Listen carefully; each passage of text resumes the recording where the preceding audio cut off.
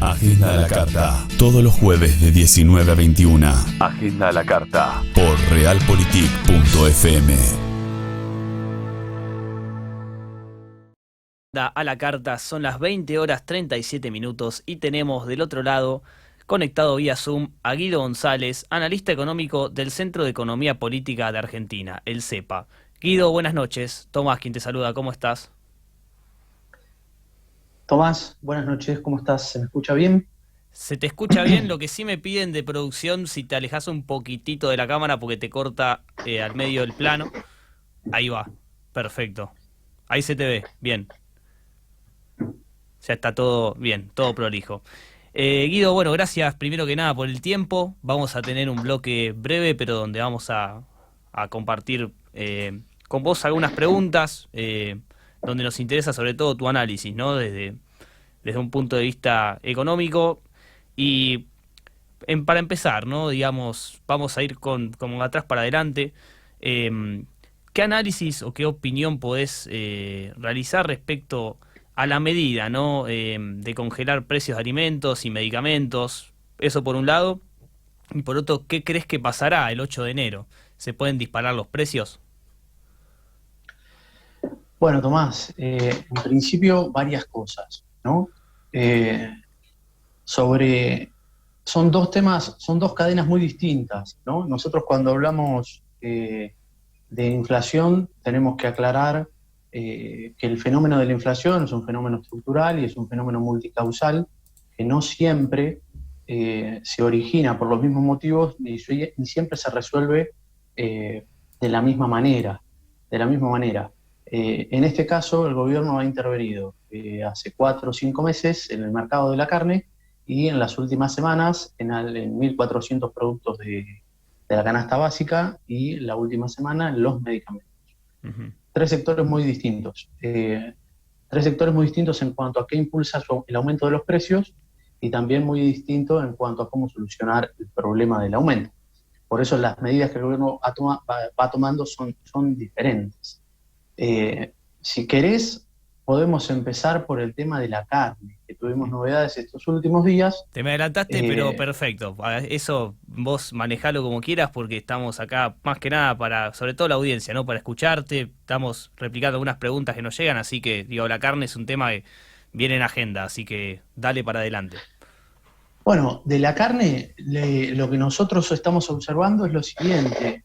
Al momento en el cual el gobierno intervino en el mercado y congeló las exportaciones, logró en los últimos 4 meses que el precio no subiera, ¿sí? Lo decimos de ese modo para no ponernos tan técnicos, ¿no? Nosotros mes a mes fuimos observando las variaciones de los precios. Un mes la variación se redujo 0,4, el otro mes 0, y así. Bueno, entonces ese 0, no es representativo en la carnicería, pero sí es representativo que se frenó el aumento, más teniendo en cuenta que si uno compara los últimos 4 meses de aumento del precio de la carne respecto del mismo periodo del año anterior, estamos hablando que decreció el precio de la carne 3% estos últimos 4 meses, y los mismos 4 meses del año anterior el precio de la carne había aumentado 8,4 para el mismo periodo. Entonces, en ese sentido, se controló el precio de la carne. Ahora, ¿qué observamos? Hace 2 días, desde el Observatorio de Seguimiento de los Precios de la Carne que tenemos desde CEPA, que los precios del mercado de liniera aumentaron un 26% respecto del mes pasado. Entonces, y lo advertimos. Y si nosotros usáramos otra variable para seguir el precio y dijéramos, bueno, la primera quincena de noviembre, no hasta el 16 que se notó un aumento en el mercado lineal, sino la primera quincena de los días hábiles, y comparamos contra el promedio de octubre, daría 10. De todos modos hay aumento, tanto del 10% como del 26%, según el indicador que quieramos ver. Y los precios no deberían subir. Entonces, ¿qué observamos también? El año pasado, si uno ve cómo evolucionaron los precios para esta misma fecha, noviembre del año pasado el aumento de la carne fue 7,7. ¿sí? Entonces, Sí. y diciembre del año pasado, el aumento de la carne fue 20,2 en diciembre. Ujú. Entonces, cuando aún Altísimo. con el mercado exportador regulado se ve un aumento de los precios, ahí claramente eso tiene que ser una alerta para el gobierno, para la Secretaría de Comercio principalmente, de decir, bueno, quieren aumentar el precio a fin del año. ¿Qué va a pasar con los precios a fin del año? Bueno, hay que controlar un poquito más ahí el tema de la carne, Ujú. por lo que sucedió estos últimos días. ¿Aumentó algún componente del costo? Bueno, aumentó el maíz, pero en la proporción en la que aumentó el maíz no debería impactar tanto en el precio de la carne. El maíz aumentó 3% y estamos hablando de una suba de un 10 o un 26 según contra qué comparemos, ¿no? Ujú. Así que esa es la situación de la carne. Los últimos 4 meses las medidas del gobierno han tomado efecto, el precio dejó de aumentar, pero en estos últimos días advertimos que se aumentó el precio de la carne. Entonces, en estos días debería el gobierno ver, poner digamos, la lupa ahí, a ver qué está pasando en materia de la carne. Vamos a hacer, Eh, perdón, una pausa acá, Guido, muy interesante todo sí. hasta ahora. Justamente como lo que mencionabas, ¿no? De que el gobierno debería hacer la lupa. ¿Cómo se debería controlar el precio de la carne? Por lo menos en un ideal, ¿no? Bueno, hay muchas, en términos ideales, el gobierno debería lograr trazabilidad del ganado de punta a punta. Eso sería lo óptimo, ¿no? Cuando digo esto, ¿qué es lo que estoy diciendo? Debería saber cuál es el recorrido del ganado desde el día uno hasta la carnicería. Eso no está tan claro. Entonces, después suceden cosas como, eh, bueno, se sientan a negociar las cámaras con el gobierno y le dicen, bueno, si ustedes se ponen un poco más flexibles con la exportación, aunque sea de la vaca de conserva, nosotros sostenemos los precios adentro y no trasladamos. Y después vos, ¿cómo sabés? Que te dicen que te habilitan para que sea vaca de conserva la que exportes, y cómo sabes que no terminas entrando otros cortes ahí, si no hay trazabilidad, si vos no tenés controlado de punta a punta el ganado, no sabés. Entonces te mete, sí, te cambian una por el otro. El famoso rulo cárnico, ¿no? Que se denominó en un momento también.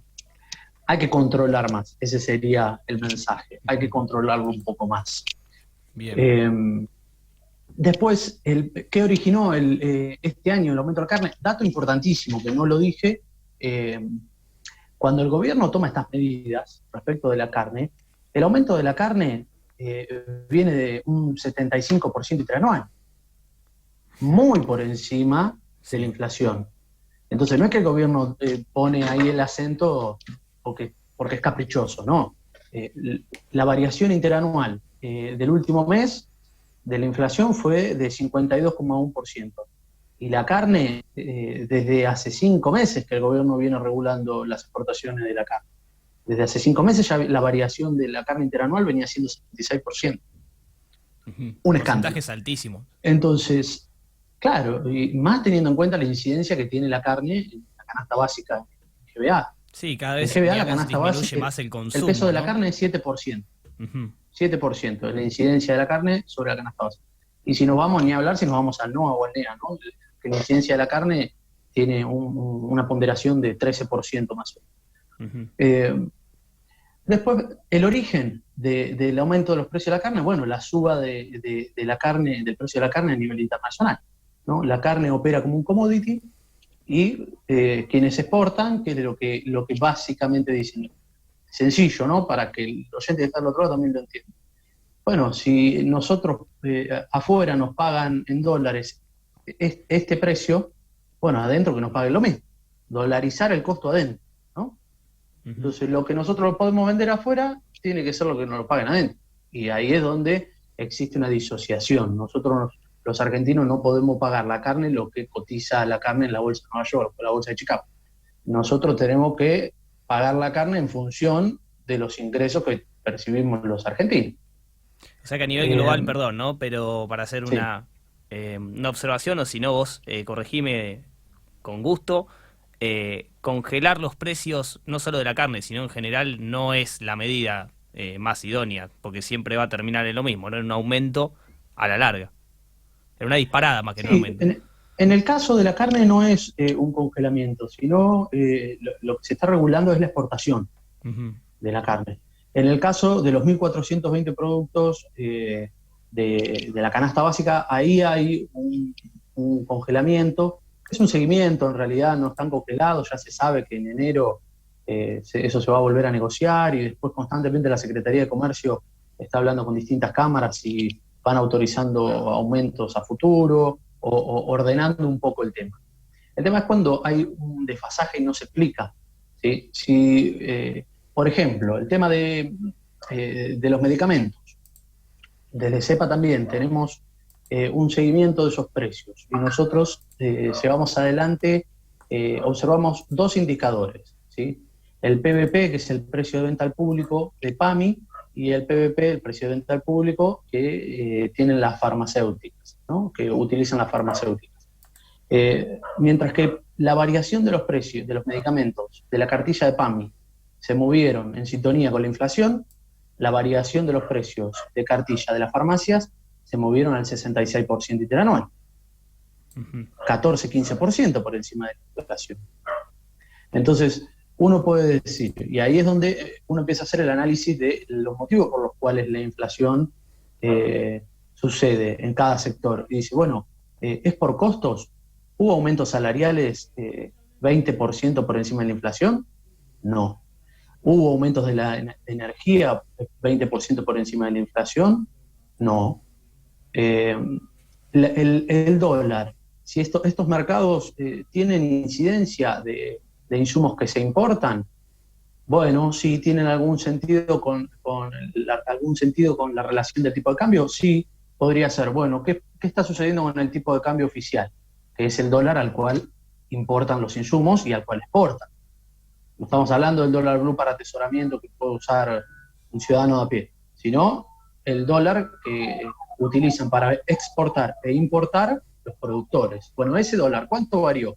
Desde el principio de año, 1% mensual. Entonces tenés 10% de la devaluación del tipo de cambio. Y si querés mirar el blue, supongamos que, uno tomando el discurso liberal, si querés, ¿no? No, el dólar blue es el de referencia. Bueno, ¿cuánto se devaluó el dólar blue? 20%. Sin embargo, en porcentaje la inflación ha sido mucho mayor. Exacto. Entonces, ¿cómo es esa relación, ¿por qué aumentan digamos, los precios? Sí. ¿Pero por qué sucede porque están en posición de aumentarlos y simplemente deciden aumentarlos. Y ahí es donde el gobierno tiene que intervenir y regular. Es así no de sencillo, pero así digamos, de asimétrica la relación, ¿no? Todo se decide en una mesa chica y es un forcejeo constante entre el gobierno y quienes definen en definitiva los precios. Vamos a cerrar, Guido, con una última cuestión. Estamos ya sobre el cierre del programa. La verdad que muy interesante tu intervención y te agradecemos por aclarar varias cuestiones. ¿Cuál crees, digamos, esto va en línea con lo que venís mencionando, pero para hacer un cierre? En los 2 años hasta ahora de mandato de Alberto Fernández, ¿cuál crees o cuáles crees que han sido las principales causas de la inflación y sobre todo el aumento del dólar, ¿no? Recordamos, corregime vos en algún dato específico, pero recibió un dólar a 68 y hoy estamos rondando los 200, contando el blue. ¿Qué es lo que provocó este aumento en el dólar y en los precios, en definitiva? Bueno, varias cosas. En principio, el gobierno, el dólar que recibe es el oficial, que es el cual, como decía recién, visto de la lógica de quienes exportan e importan, la variación del tipo de cambio viene siendo 1% mensual, el dólar oficial sigue estando 105 pesos, el dólar blue se utiliza como variable de tensión. Si prestamos atención, antes de las elecciones, la semana pasada decían que después de las elecciones el dólar se iba por las nubes y de hecho está sucediendo lo contrario, la brecha está bajando y si recordamos, el año pasado, hace un año, la brecha entre el blue y el oficial llegó a 150%. Hoy la brecha es 100%. Cuanto más chica sea la brecha entre el dólar oficial y el dólar blue, mejor. Eso sin duda, mejor. Pero también es cierto que llegó a estar 150% y el dólar y el gobierno logró controlar. Y si eso vuelve a suceder, que yo no lo creo, si eso vuelve a suceder, el gobierno tiene herramientas para volver a controlarlo, porque la posición del Banco Central respecto de hace un año es mejor, tanto en reservas brutas como en reservas netas. ¿Sí? En reservas brutas el gobierno tiene 3.000 millones de dólares más que en octubre del año pasado. Y de libre disponibilidad, que son las netas, tiene 1.700 millones de dólares más respecto de octubre del año pasado. Con lo cual, si tuviera que salir a intervenir, puede hacerlo para contener el tipo de cambio. Así que, ¿dónde tiene que poner el acento el gobierno? Según nuestro análisis, en la deuda, en la negociación de la deuda, que es el gran problema que Mauricio Macri nos dejó a todos los argentinos y que hay que resolverlo, porque el gobierno no lo puede pagar en 4 años, tampoco lo puede pagar en 10, y tampoco puede devolver, tampoco puede aceptar las tasas de interés a las cuales se negociaron, cuando esas tasas no existían en el mundo estaba tomando crédito a tasa 0, y Argentina tomó a tasa 7 en dólares, el crédito más importante de la historia del Fondo Monetario Internacional. Una locura. Eso se tiene que resolver sin duda. Y después tiene que poner fuerte intensidad en recuperar la capacidad real de los ingresos, tanto de salarios formales como informales, principalmente controlando la inflación y aumentando los salarios, los ingresos y las jubilaciones, ¿no? Uh-huh. Ahí es donde creemos que hay que poner el acento. Perfecto, Guido. Bueno, muchas gracias. Estamos ya por cerrar el programa. Te agradecemos y volvemos a contactarnos probablemente antes de fin de año. Un saludo de parte de todo el equipo. Bueno, gracias por la invitación. Saludo a todos los oyentes.